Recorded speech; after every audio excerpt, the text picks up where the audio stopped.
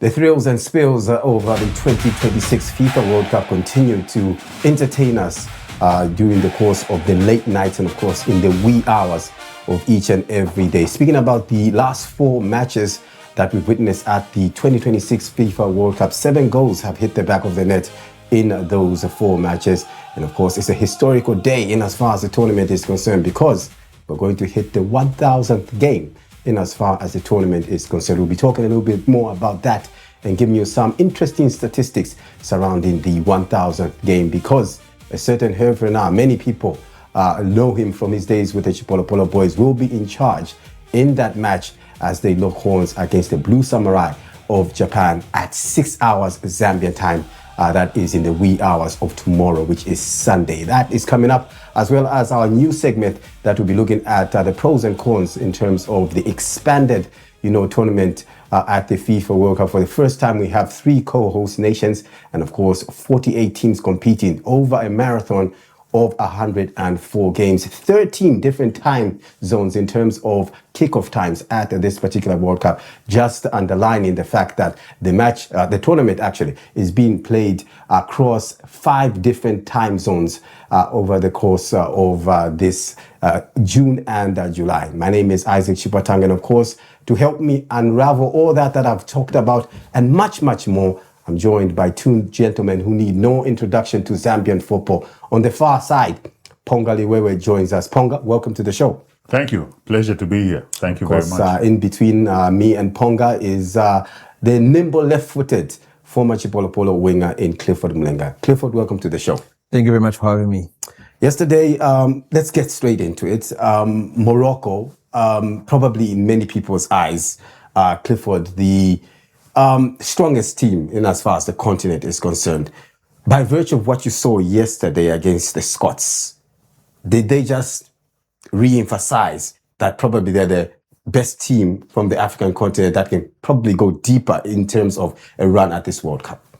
Well, to some extent, I think they did, but to say that they're the strongest team on the African continent, I don't really. Well, statistically, they are yes, ranked higher than everybody else. Exactly, but I think when you throw in Senegal, when you throw in Senegal in that conversation, Ivory Coast, I think we have got some formidable teams in them as well. But I think yesterday they just showed what a lot of African countries have not been able to show in this tournament, which is character. Yeah. And I think there was a lot of belief in the way they played. Yeah. Like I just mentioned before we came online, is that this is the first African team at the World Cup to surpass 600 passes in a match. That's a huge statistic. So it shows how much they've grown from the last World Cup where they got to the semi-finals. Yeah. So they have once again shown that they are very intentional about what they're doing. And from the way they are going, I think the way they dominated Scotland and the way they played against Brazil in their first game, for me, I think they have the capability of going all the way to the semi-finals once more in this World Cup.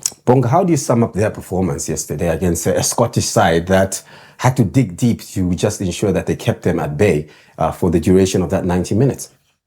Yeah, clearly Scotland is not the Scotland of the likes of Kenny Dalglish and Alan Hansen in those old days. Scotland was there or amongst teams that could even take on the best teams in the world. I think because of the changes with players now coming in from Europe freely into England, the doors have closed for the Scottish, the Irish, so they don't have the same momentum they had in those years. But even having said that, they still have enough, because a lot of their players, some of them are in the Championship, some of them, a few of them in the Premier League. They should have enough to give a more competent performance than what they did. But I think what Morocco did show is that they're a class above most of the teams in the world. And I say most of the teams in the world because they've shown now in the second World Cup in succession that they can play against the best, as they did against Brazil. That was a draw, which a lot of people thought they were the dominant team. In fact, they were the dominant team. And so it shows that, we talk about African football and being a step sometimes behind the rest of the world, but it shows if you get your house in order, well organized, well structured, with an organized plan and a system of how you want to achieve your success, it can be done. Morocco have led the way in doing that. Clifford, a quick snap check at, how the match unfolded will tell us that 70 seconds is all it took for this, Moroccan side through Ismail Saibiri to ensure that they get the lead, and they held on to it. From a player's perspective, you're sent onto the pitch, the coach has got a tactical game plan for that particular encounter, and then you concede 70 seconds into that match. What does that do for your game plan and your confidence if you're a Scottish player? Well, it can actually do things to you. It can either uplift you, or it can, just drain you from the beginning, because obviously you don't want to consider as early as that, because it becomes very difficult to come back, especially if you're playing a very strong, disciplined team such as Morocco. So for Scotland, it kind of rattled them, but I like the way they carried on with the game. They tried to come back, they tried to play their game. But unfortunately for them, Morocco was on top of them, and they just couldn't get back into the game. But as a player, I think it's always a wake-up call. It's more like a slap in the face, So, it was unfortunate that they conceded early, but the way they came back into the game was quite impressive. Okay. Ponga, let's talk a little bit more about this, man that we're going to see on our screen, Ismaila Saibari. I mean, this is a guy who reports suggest that now he's on his way to Bayern Munich in a transfer that has been completed in the last 48 hours or so. How crucial is he? Because he's the man who scored both the goals for this, Moroccan side at this particular World Cup. Just underline how crucial he is, to Morocco's prospects in terms of this World Cup. Yeah, I mean, previously, if there was a missing link in this Moroccan format, in this Moroccan team, it was the number 9. But they seem now to have found somebody who has got the knack for scoring goals, who gets into the right place at the right time, who is able to put away the ball when it matters. So I think that is the final piece of the jigsaw that they've been looking for, and they found it now. Of course, they have the likes of El Kabi, senior players in this, squad, who did pretty well at the last, African Cup of Nations. Also, El Nasri, also part and parcel of the team. But it is Saibari who is keeping them on the bench for the first 2 matches at this particular World Cup, underlining how much he's important to the cause of the Moroccans. Clifford, I just want you to speak to the statistics that we're going to see over this particular encounter between Morocco and Scotland. What do we read into, those statistics? How do you interpret them? You can just see from the statistics that was total dominance from the Moroccan team. I think from the first whistle, the early goal that they scored, all the way through the 97 minutes of the game that they played yesterday, they were very, very aggressive. Scotland is a very aggressive team. They play that typical English aggressive game, and Morocco just matched them for that aggression. The physicality was there, and also Morocco just decided to just they controlled the game, the possession of the game. I didn't even see McTominay in that game yesterday. I expected McGinn to come out and do some miracles for Scotland, but they were just outplayed by this, confident and disciplined Moroccan team. So it was good to see, an African team competing at that level and, dominating a European team at that high level. It shows that the African teams are now catching up with what we've been lacking for a while now in terms of world football. Director, probably you can have that graphic once again. Just delve in a little bit closer and a closer inspection at those statistics. In that third column, Ponga, the fact that 0 shots on target by the Scottish really underlines how solid this, Moroccan side was defensively in that particular encounter, isn't it? Any great team will tell you that the key thing is to be solid defensively before anything else. And I think this is what the Moroccans have shown. Even against Brazil, they hardly gave them an opportunity in front of goal. They defended in so much depth and organization that they're a very, very difficult side to break down. And that's what leads to teams having success. I think this is the foundation of their success, that they're rock solid at the back, don't give anything away, and then have more opportunities up front to be creative. Okay. Clifford, from a Scottish perspective, the fact that now they have to play for their lives against Brazil in their last encounter. Brazil not automatically through because they only have 4 points. And of course, Scotland have 3 points. If they win, the Scots, they leapfrog Brazil. So how do you expect them to approach that particular encounter? A little bit cautious or maybe a little bit expansive, considering that they need a win to ensure that they, secure a place in the round of 32? Yeah, well, I read some Scottish sports journalists saying that they were very impressed with the way Scotland approached the game against Morocco, looking at how Morocco almost dominated the Brazilian team. So they believe that if they can just go 1% better than that, what they did against Morocco, they stand a chance of actually beating Brazil. So I think they'll be going into that game knowing that if they just push Brazil to the limit, they could, get the maximum points. Okay. Because right now, I don't think anyone right now believes that we're actually seeing the Brazil of yesteryears. Yeah. I think this is the Brazilian team that's still trying to find its feet, trying to show their dominant way of playing football, but they're not yet there. The new coach in Ancelotti trying to instill those old Brazilian, characters and stuff like that, But, I think any team right now will have the confidence that they can actually face Brazil and actually get a result against them. So I bet Scotland will be betting that they can also beat Brazil at this moment. Bonga, from a Moroccan perspective, they face Haiti. Many people believe, saying that they are the whipping boys in this, particular group. Is it a case of Morocco approaching that particular last group match with the mindset of saying that if it's not broken, don't try and fix it and be on the front foot from the onset against the Haitians? Definitely. They have to stick to their positivity, playing positive, moving forward, creating chances, the things that have brought them success thus far. That's what they need to focus on. And I think they've got the quality. I saw Haiti, a couple of goals against them in the game against Brazil. Yeah. Not rock solid at the back. I mean, a team that Morocco can easily break down. Okay. Just need to capitalize, playing to their strengths and to get the results and seal the group with 3 wins out of 3. Okay. Bonga mentions, Brazil and Haiti. Let's just confirm that through a graphical depiction of the fact that the Samba boys, the Seleção, managed a 3-0 victory yesterday.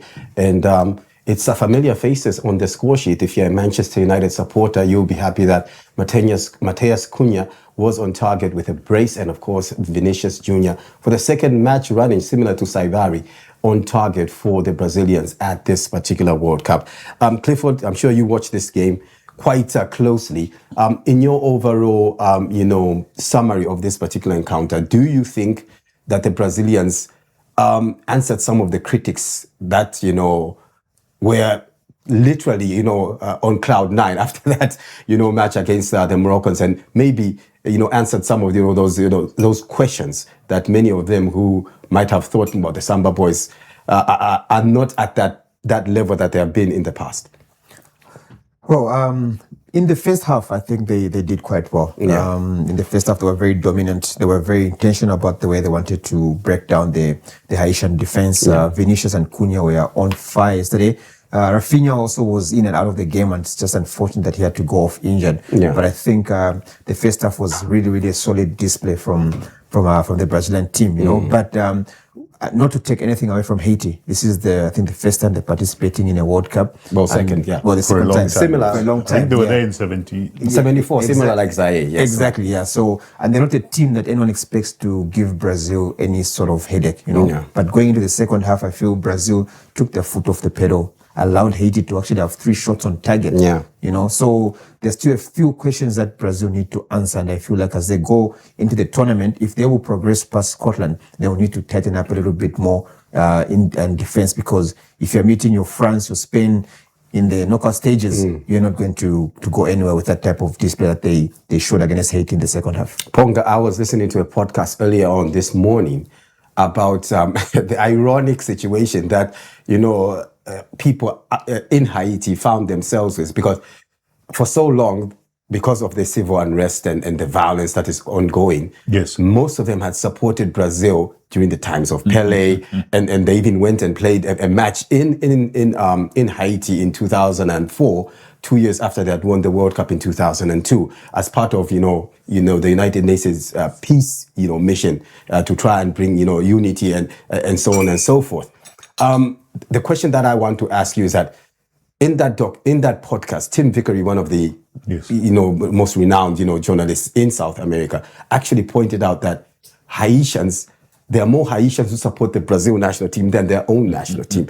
Have you ever come across a situation whereby the countrymen and women from your own country are probably rooting for your opponents at a World Cup match? No, that's quite rare, but I think you can understand, given the turmoil and all the confusion in Haiti, that it may be very difficult for people to have that nationalistic identity as a country when the country is generally falling apart a lot of times, and for so long over so many years that there's been so much chaos and confusion there. So you can sort of have a little bit of understanding, but generally you want to root for your country at all times, irrespective of the situation. I want to get your perspective on the fact that this Haitian side has qualified for this World Cup with a coach who has been there at the helm for the last 5 years, has not been to Haiti because they haven't had an opportunity to play their home matches at home because of the political and civil unrest and the war that is raging on between various gangs and so on and so forth, but still managed to get to the World Cup. In a way, do you think he's already overachieved? And based on that, background that I've given, this Haitian side is already punching above their weight. They definitely are, because those are difficult circumstances to play under. Anybody whose country has had to play outside of the country. I mean, even in CAF, some of our home countries don't play at home because of the conditions of the pitches. They are forced to play in neutral countries. You can even see the effect on those teams when they're not playing at home. So it's a huge achievement to be able to get results when you're not playing on your home ground. Okay, let's talk about this man on our screen, Matheus Cunha of Manchester United, Clifford. Yesterday, the star of this Brazilian side with a brace. Me and you were talking off camera, I think, when we're talking about this Brazilian side lacking a natural number 9, like in the mode of Ronaldo or Adriano and so on and so forth. Based on that performance, could he be the answer for this Brazilian side in that number 9 role, especially after Igor fluffed his lines, in that opening encounter against Morocco? No. He's not a natural number 9. He's more of a 10 or a wide player. Yeah. He enjoys getting on the ball, trying to run at defenders and creating chances for his own teammates. So if he's going to play as a number 9, then they'll have to make sure that he plays as a false 9 like he did yesterday. Yeah. I know Ancelotti was even asked about it after the game, and he says he will see in the next game if he starts with Cunha again. So, but with the injury to Rafinha, I have a feeling that if Rafinha won't be available, they'll probably throw Cunha wide and bring in Igor back as a number 9. Yeah. Because you could see, especially in the second half, I don't think Brazil registered a shot on target in the second half because they did not have a number 9 in front there. So I think they still have a problem with a number 9 up front. One would probably argue and say that they were leading 3-0. They were probably reserving a little bit of energy. I mean, we're talking about the soaring temperatures that you're playing every 3 or 4 days at this tournament. Surely, if you know that the game is done, it's up to, your opponents to take the game to you and try and get something out of it. If you're leading 3-0, you've got, the match pretty much wrapped up against the Haitian side that had little to offer as an offensive force. Oh, they had 3 shots on target, Haiti, so they could have actually come back, But, for a team of Brazil's caliber, 5-time world champions, they need to keep the professionalism. Yeah. They've got a lot of people going out there to watch them, to support them. Yeah. You don't want to take your foot off the pedal because people want to see the Brazilian type of football. Yeah. So you could say we are 3-0 up against Haiti, but, sometimes goal difference matters as well. Yeah. Scotland could go out there and beat them, and they're going to rule the chances that they should have scored against Haiti and got on goal difference. Yeah. So it's always important to, if you can score 10 goals, get the 10 goals. Yeah. Because you never know what other teams are going to do. Okay. Let's probably speak to those statistics, because you were talking about the statistics and the fact that, Haiti managed a few number of shots on target in this, particular encounter.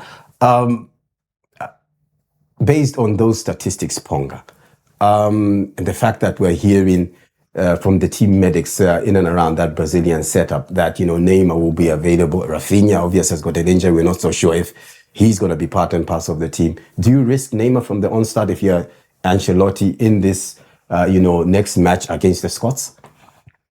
No, I don't think he would take that risk. I think Neymar is probably being kept as a trump card. If things don't go well, maybe the opportunity to bring him in and hope he can change something on the pitch. But to start with him, I don't think that is really much of a prospect for this World Cup. Okay. We talk about, Ancelotti and the fact that, goal difference could decide whoever, wins this particular group. But is there an aspect of him being Italian and that Catenaccio kind of play where they only score enough to win a football match? And if that enough is a 1-0 scoreline in their favor, then that's basically it. Is that potentially what we're seeing? That Italian in Ancelotti, coming to the fore and stifling what many people call is the samba flair, where, you know, the Brazilians will say, we're going to go all out and attack you and score 9. As long as you score 8, it's fine with us. I don't think he's really adopted the negativity of Italian football in his role with any of his clubs, or even now that he's head of Brazil. I've not seen him take that sort of principle that the Italians use when they play as the Italian national side. I think why he's there is probably to bring some more level of European organization and structure that Brazil have tended to lack. They haven't won the World Cup since 2002, Korea, Japan. So I think the intention was to bring in a bit of structure and a bit of organization, which I think is the reason they've opted to bring in a foreign coach for the first time in Brazil's history, that they've looked outside of Brazil to bring in somebody to lead them. And just to reiterate, so in Ponga's, point there, since 2002, when Brazil did win the World Cup, every single time that they've been eliminated from the World Cup, they've been eliminated at the hands of a European side. So maybe that is one of the reasoning behind the appointment of Carlo Ancelotti. Let's just wrap up, Group C by looking at how the table looks like after match day 2. And who is leading in as far as, the front running for this particular group. And I can tell you off the top of my head that, Brazil sit on top with 4 points, followed by Morocco with an inferior goal difference of +1, also on 4 points. Scotland on 3 points, and Haiti on 0 points with a -4 goal difference in that regard. Clifford, as you look at, that table, is it fair to say that, Morocco and Brazil have probably punched their ticket into the next round? I would say Morocco probably are more assured of going through. But as for Brazil, they'll have to avoid defeat to Scotland. Okay. So they just have to better Scotland's result. But as for Morocco, I don't see them losing to Haiti. So it's between Brazil and Scotland right now. Okay. You share the same sentiments, Ponga? Yeah, generally, yes, because I think Morocco is virtually home and dry with their last game against Haiti. Whereas the Scots have the capability and the capacity to pull a surprise against Brazil. They showed that they're quite a well-organized team, and they may decide to play English long ball football and take the game to Brazil and bypass the midfield, play it long to the big guys up front and try and get something. Okay. So that one has got a lot of question marks until they actually get out on the field and show who's going to dominate. I think Brazil are more wary that they're playing Scotland now as the last game. I think they would be quite concerned that this is a game we really need to dominate and take by the scruff of its neck and control and win it from the beginning. Yeah.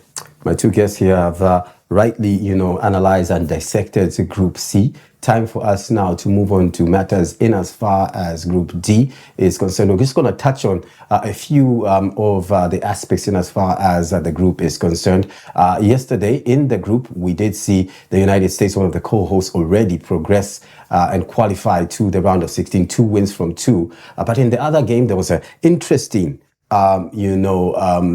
altercation or incident that happened in the later stages of, the first half at the World Cup, because a certain Miguel Almiron, many of you might remember him on the books of Newcastle a couple of seasons ago, he was sent off. And we will be able to see the images of, this, particular sending off that is stemming from a new rule. And we'll be able to highlight on that rule. This comes, Ponga and Clifford, in the aftermath of what transpired in the UEFA Champions League, where Vinicius was, allegedly racially abused and insulted. And Director probably can have that new rule that FIFA have introduced amongst the 11 rules at the World Cup, which is number 5. There are red cards for covering mouths to clamp down on abusive language and confrontational behavior. Any player who covers their mouth with a hand, arm, or shirt during a confrontation will face a straight red card. This came after a VAR, review, and he becomes the first, player in World Cup history for covering his mouth and being sent off after a review. Are FIFA taking it too far with these rule changes? Because it's almost like second nature sometimes, to cover your mouth when you're talking on the football pitch amongst footballers. Yeah, I think now it's really been driven into their brains now that don't absolutely at any time cover your mouth because it's a bookable offense. It's actually a red card offense. Yeah. And justifiably so after what happened in the Champions League when allegedly things were said, that caused a rift between Vinicius Jr. and the Portuguese player. Yeah. So it's justifiable. Yeah. People will say, but now maybe FIFA is taking it a step too far, but I think some of these things have to be stamped out now. Yeah. Yeah. And there's no better occasion than the World Cup to stamp them out for good. Okay. Ponga says it's justifiable. Clifford, I want to get a perspective from a player. Now, you're in the 89th minute. You're given a free kick. And you're talking tactics. Normally 3 or 4 players, 2 or 3 players stand over the ball and you're discussing how you're going to take it. And you don't want to, show to the opposing team what you're trying to do or how you're going to execute that. You cover your mouth and then you're saying to yourself, okay, let's go far post. They're talking to But I think I saw the word confrontational in that FIFA rule. Well, it should be a confrontational situation. So I don't know. Opponent. Yeah. Well, but if it's a free kick, I think it's not going to be a red card offense. How are they going to know that it's not confrontational? Sometimes, there are players who play on the same team at club level. You understand? And obviously you're wearing different jerseys.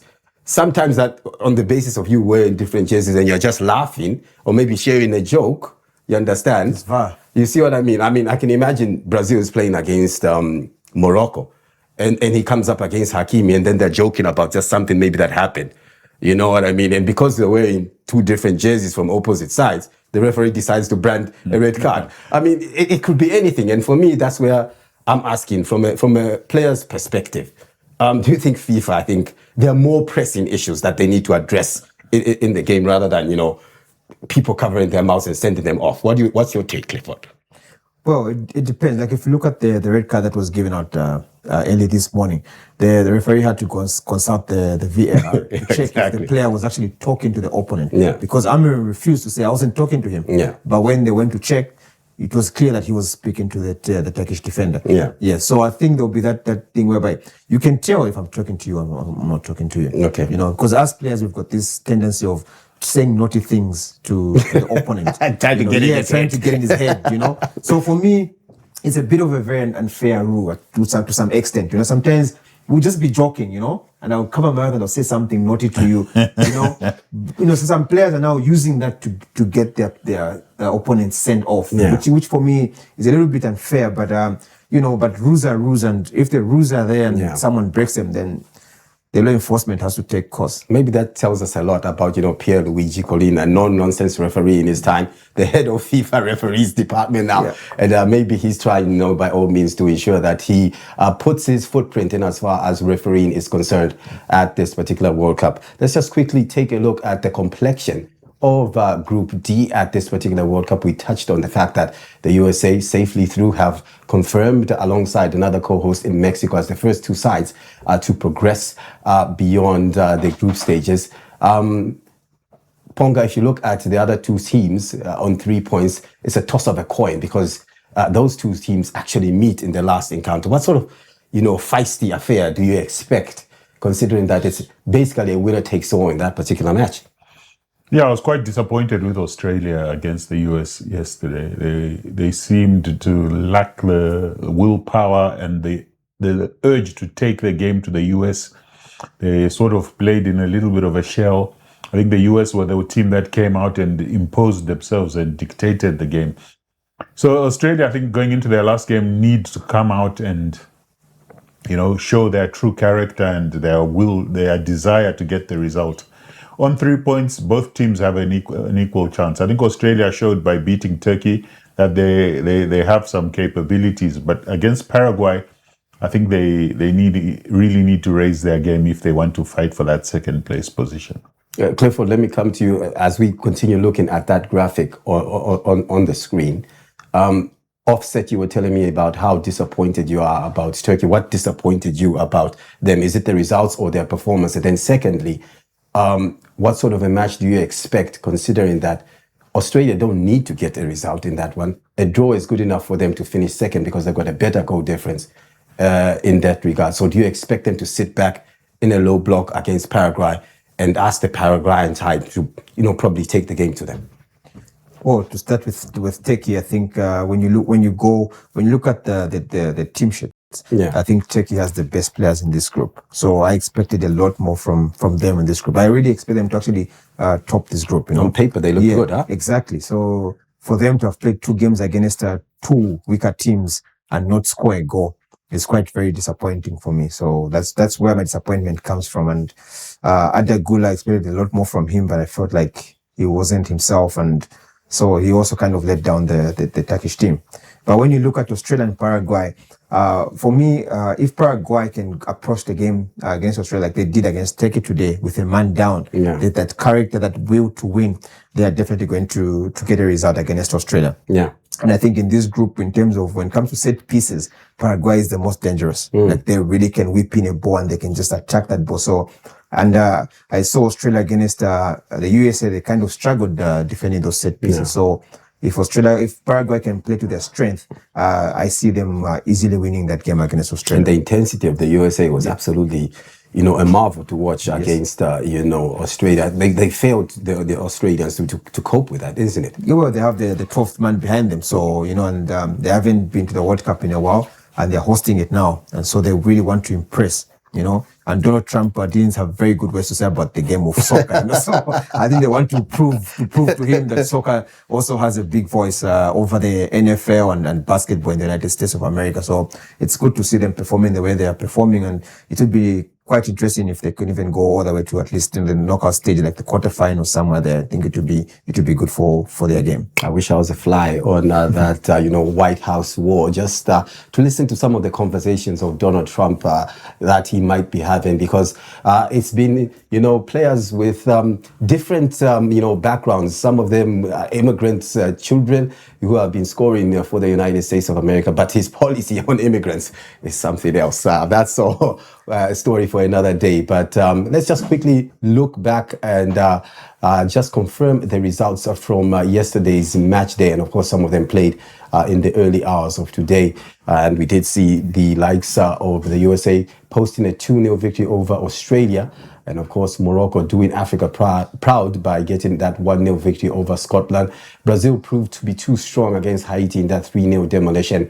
And of course, Paraguay, even though they had a man down, getting the job done against Turkey in the early hours of today. Let's just quickly get to catch our breath for a moment or two.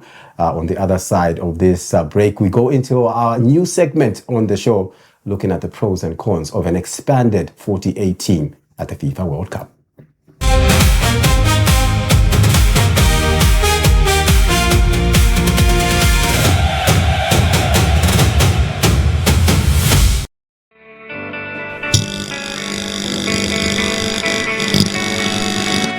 Fabulous Engineering Limited, Zambia's largest and the most advanced engineering company. We have the following products: hydraulic pipe fitting, roller shutter doors, farming equipment, mining equipment, plasma cutting, surface grinders, shearing machines, spiral ducting pipes, rolling machines, flat bending machines.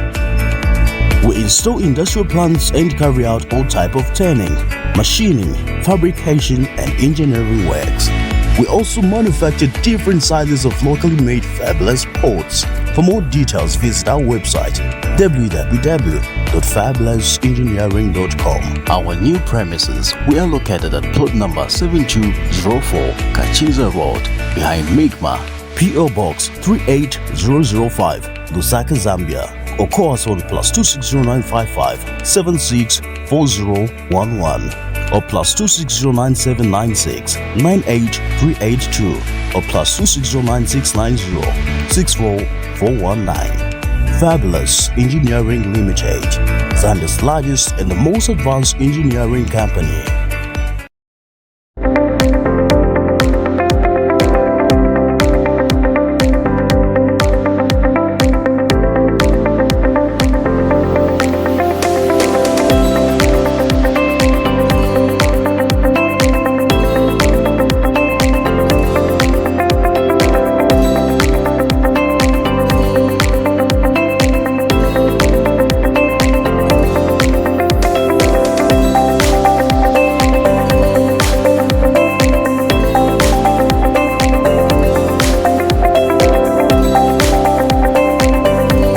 UTBIM University, the prime institution for lifelong learning. Enroll your university education now. Call 0978-430872, 0977-766866. Email utbimuniversity@gmail.com or simply log to www.utbimuniversity.org.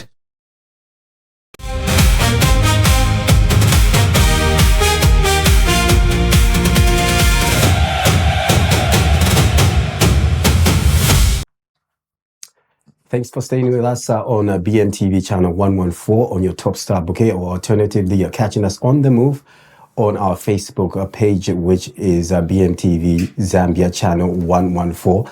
Make sure that you drop us a comment in the comment section. We always appreciate to hear from you and hear your thoughts on this particular program. Remember that you're watching Beyond the Whistle with me, your host, Isaac Chipatanga. This is the segment that goes beyond the results and beyond the scoreline to look at various aspects of the 2026 FIFA World Cup. On this particular, segment, we are tackling today the pros and cons of the expanded 48 FIFA World Cup tournament. Ponga, let me just come to you first. When you heard that the tournament is being, expanded, what were your initial thoughts about a 48 team in comparison to a 32 team tournament that we've had since 1998? Yeah, my first thought was, look, it's a World Cup. There's no need to expand it beyond 32 because you obviously want the best teams playing their football at this tournament. You don't want teams who will be walkovers or teams who will be overwhelmed or whose quality won't give much value to the tournament. Yeah, but now that I'm watching the football, I'm actually quite enjoying it. I'm actually quite enjoying it, but even the African Cup of Nations, I recall when we went up, we're now at 24. Yeah, I thought 16 was ideal because there's a bit of dilution when you bring in more teams. Yeah.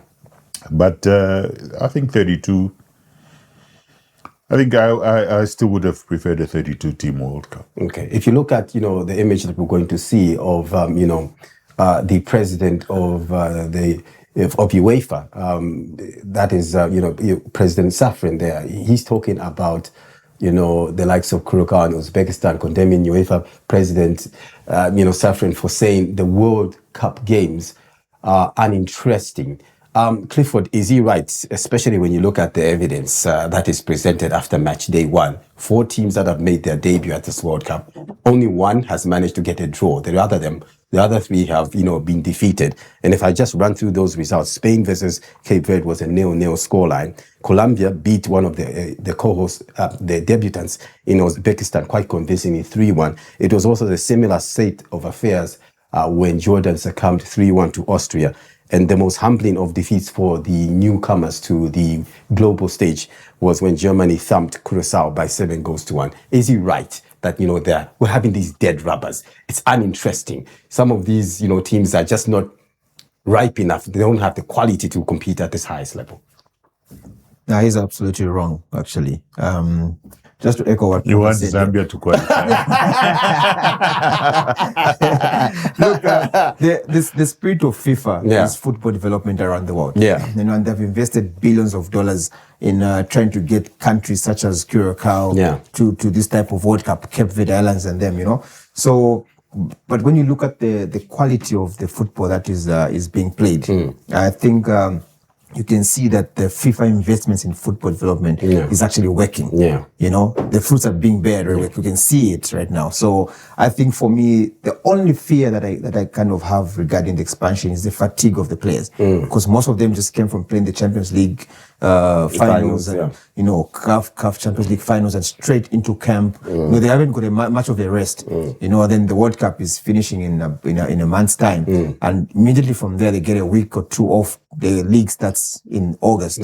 So I think there's that fatigue, there's that tiredness from some of the players. I think that's the fear that UEFA has. But how do you run away from the fact that, none of these debutants are really making their mark? I mean, even Cape Verde, who you can say got a result, They were literally making 2 lines in their own box. They were offering literally nothing. If you're going to invest money in something, you want to see how it's working out, isn't it? So FIFA, that's why FIFA, when they were expanding this team, they said they wanted to see how it was going to work out. And to be honest, why not expand the under 17? Maybe use that as a test drive, or the under 20 or something like that, rather than, the most prestigious, football competition in the world. Because you want to test something to see how prestigious your investment is.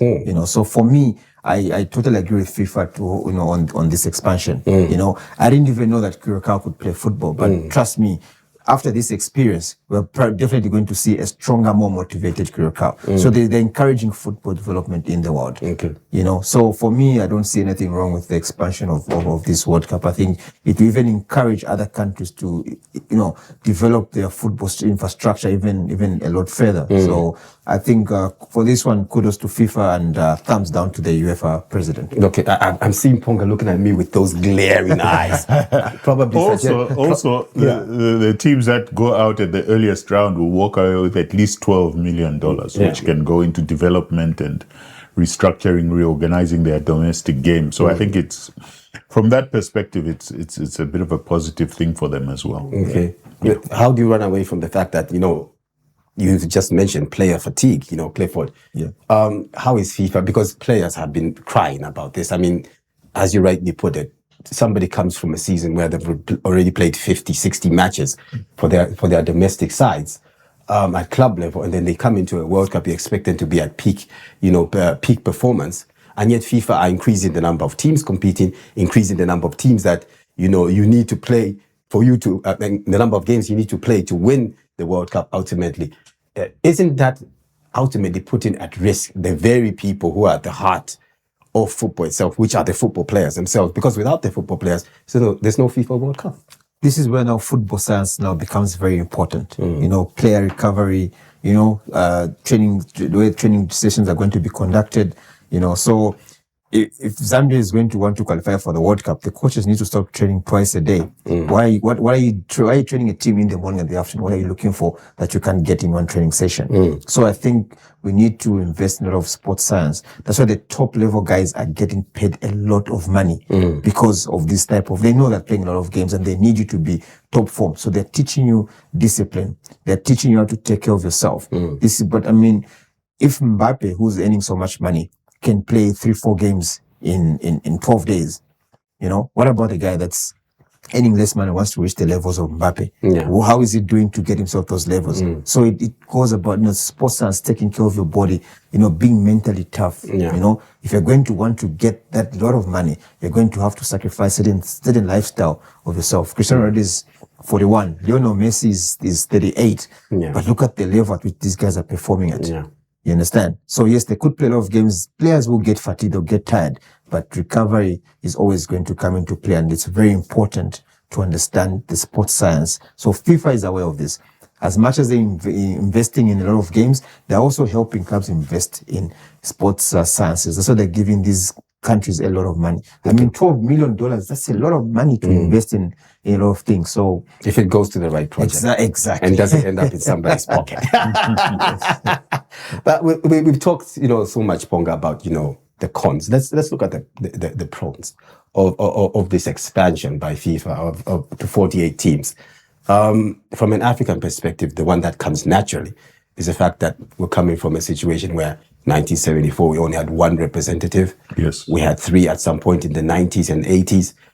We've come to 5, and now we have doubled that, number of, competing teams. Surely that's this World Cup, we're at 10 now. I think that's a positive, definitely from an African perspective, in that we have more teams playing at the World Cup. One statistic before we went to 48 teams that I used to look at was that, when you get to the quarterfinals, of the 8 teams playing in the quarterfinals, a lot of the time 7 would come from Europe, 6 or 7 would come from Europe. Just indicating that the dominance of world football is in Europe. The center of world football is in Europe. You'd have maybe one or two from South America. But now we've gone to 10 African teams. I doubt very much whether in the latter stages of the tournament, that increase of 10 will be reflected in the number of teams getting to the latter stages. Morocco, 100%, is a team with that potential. But do the other African teams have that capability or levels of organization to do that? I've got a few question marks, but we'll wait and see as the tournament progresses. So in a nutshell, you're probably agreeing with me that the competition has been diluted by certain, not high-level teams, the elite, get into the World Cup because of the expansion of the tournament, isn't it? No, I agree 100% that, some people were saying before this World Cup that, now we've got 10 teams, we've got a better chance to go further, which I don't necessarily agree with, because it's really a question of how capable are you of going further in the tournament based on your preparations, the players you have, your organization as an association. Yeah. Those are the critical things. Yeah. Yeah. So I'm going to come to Clifford in a moment, but let's be honest, football now is a sport which attracts so many sponsorship. The fact that we have got 40 more matches that are being played at this World Cup, from, in comparison to the last edition, which only had 64, matches being played, means that FIFA have cashed in terms of... They've been advertising during water breaks. Exactly. Now, a lot of people are saying the water breaks aren't really water breaks. They're meant for more advertising.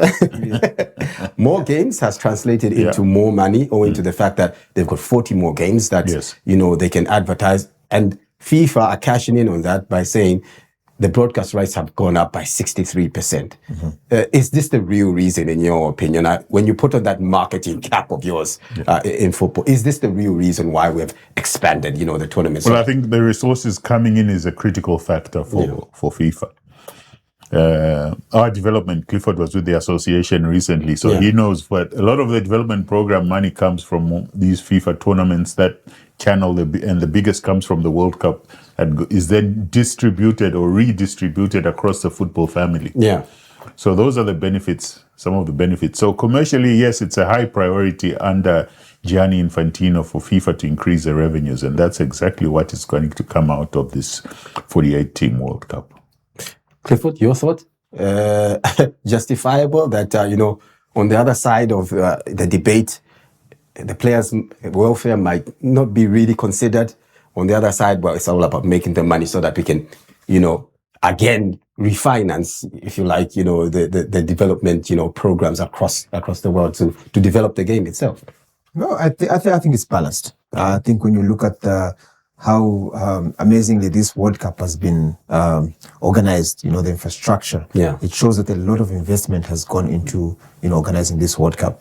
And, so the teams are obviously sacrificing their energy, their physicalities to be part of this tournament, but then FIFA also has to make some money out of it because they've put in a lot of money. Yeah. So even the ad breaks at halftime, I hear they're raising about $260 million just from the adverts, which money they're taking and they're giving back to the FAs to invest in their football infrastructure and their football development. So I think it works. It's a 50-50 kind of situation. FIFA takes from the FAs, but at the end of the day, the FAs also take from FIFA as well. Okay. So it's a very balanced circle. And for me, it's good for football. Okay. I read about the story about the American young defender who has just gone viral today. I mean, when he was growing up, his father was an NFL Super Bowl winner. So the pressure on him was not soccer, or, as it's called in America. But he believed in himself. His mom believed in him, and today he's out there on the world stage showcasing talent. And all these young American kids are now saying, "Oh wow, we can also actually play this sport. We all don't have to play basketball. We don't have to play NFL." So I think it's a good attraction everywhere as well, a good encouragement for the kids around the world. I mean, look at what's happening in Haiti, and look at the stage where they're playing at. Okay. So at the end of the day, I think it's a 50-50 thing. So you are on the fence. The expansion is both good and bad. No. Good? My expansion is good. Okay. I'm on the fence in terms of the commitment that the players have to give. Okay. But then again, FIFA is also helping the FAs again, help the teams as well to balance up. Ponga, you're on the fence as well? Or? No, I'm not on the fence. As I said earlier, I think 32 would have been a better fit for the World Cup than 48 teams. Okay. Yeah. You can also have your say in our comment section.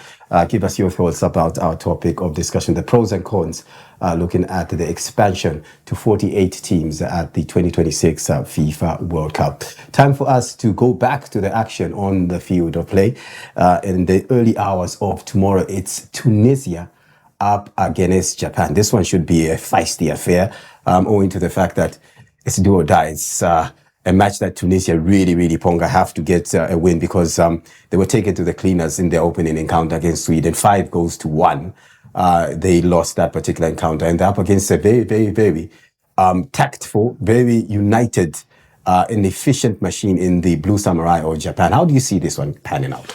Yeah, I think, look, Renard has taken over Tunisia, but I think coming in so late and at such a late stage, he will not really have much of an impact on reorganizing the Tunisian team. So I think the Japanese will dominate that game without question. Okay. They've always, over the years, I mean, I've seen them from the time they formed the J League in around 1992, just before the 94 World Cup, and how football has risen in Japan because of that organization. And these performances we are seeing are as a result of the J League and how well organized Japanese football is. So definitely, I give them the advantage in this next round. Me and Ponga had spoken about this, Clifford. I don't know what your thoughts are. If you look at the Asian teams, different approaches, but teams are still getting to the World Cup.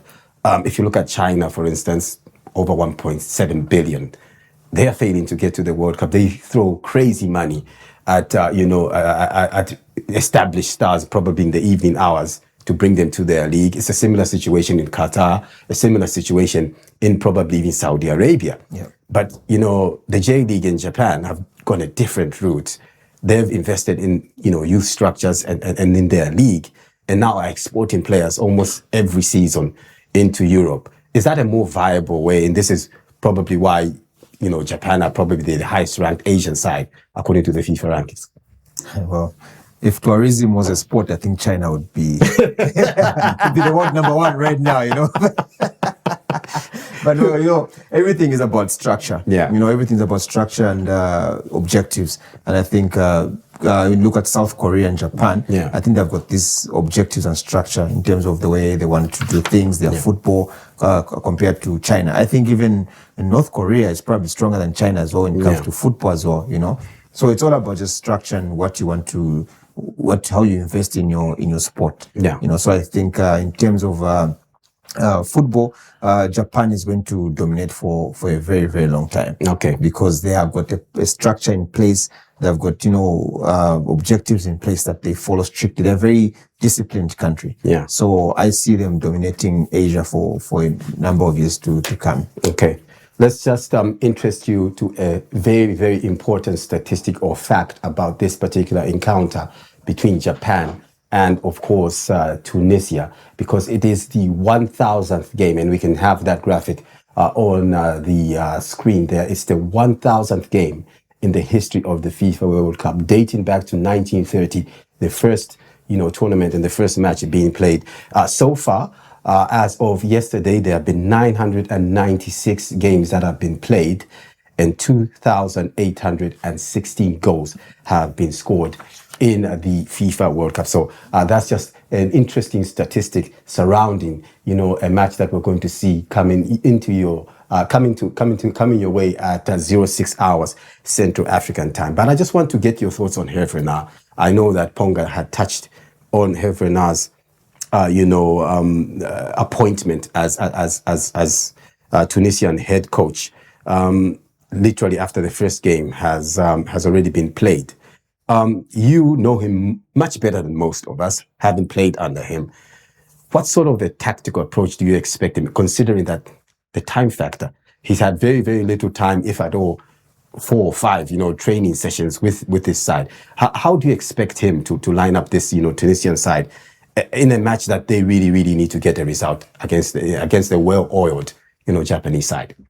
Yeah, well, I think when Ponga touched on the issue, he mentioned the word defensively. Yeah. So I think he's definitely going to have that approach. Coming off a 5-0 loss in their first game was not good for them. They'll argue that they play against the Germans. Yeah. But against the Swedes. Yeah. But and Sweden is not the best team. Yeah. They needed the playoffs to get to this spot. Exactly. Yeah. So I think Tunisia were just very poor in that game, and they were not very disciplined defensively, because even when you look at the way they conceded those goals, it was just lack of concentration and discipline. Okay. So Renard comes in. Renard is as tough as they come. Yeah. He emphasizes on discipline, on teamwork, on unity. So I think if you can get them to gel in that direction, defensively, I think they can hold their own. Okay.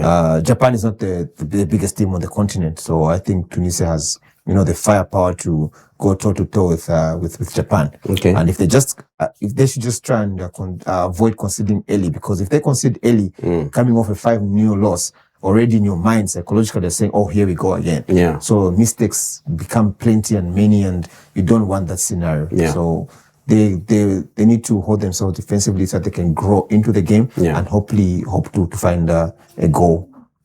To borrow a football connotation in the dying minutes, we just have enough time to touch on Germany up against Ivory Coast. It's a battle, Ponga, between two sides that claimed victory in their opening matches. How do you see this match, panning out, considering that, the Africans will be definitely the underdogs against the 4-time former champions of the world? Yeah, I think I'll give Germany tactically and technically the edge over Cote d'Ivoire, because they seem to have much more depth, much more organization. I think up front, Germany have got the firepower to trouble the Ivorians, which I think will be the case today. Yeah. So definitely we are going to see a situation where the Germans will push to get the result that will see them into the next round.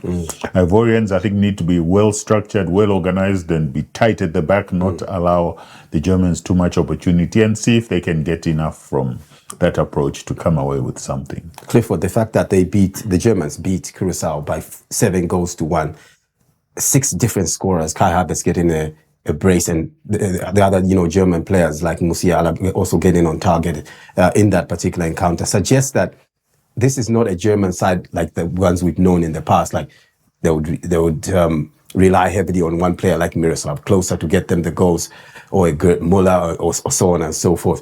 It suggests that they can hurt you from multiple fronts.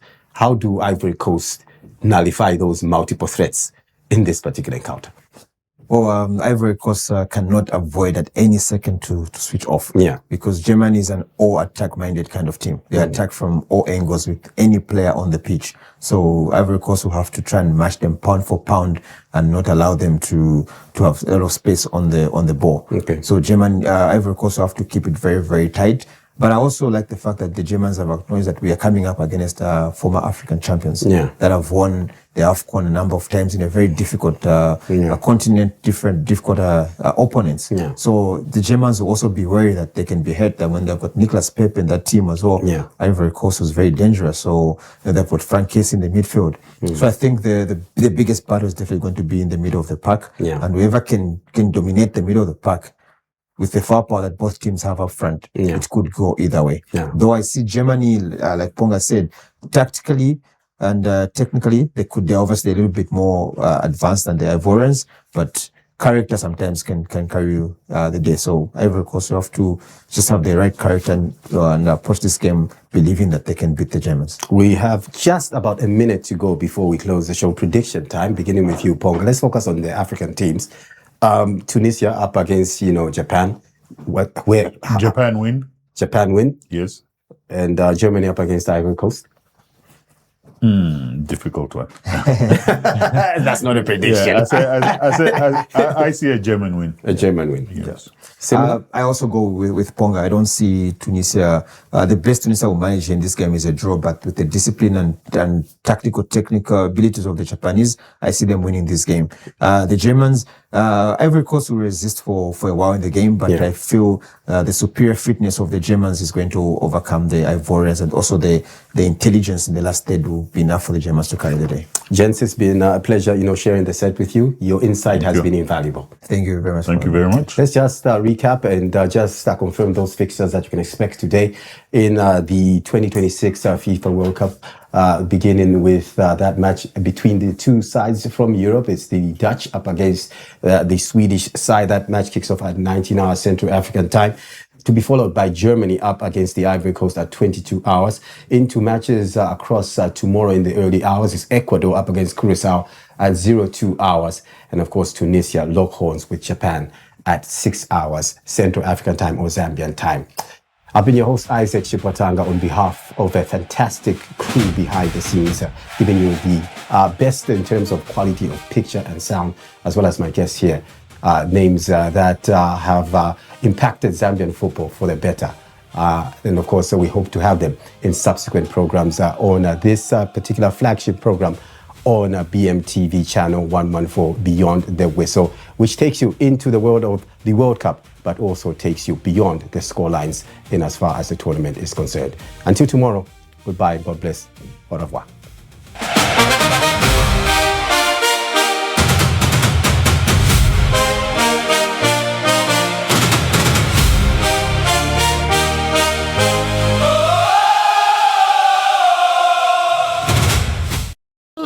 About 21 hours in Britain, BMTV.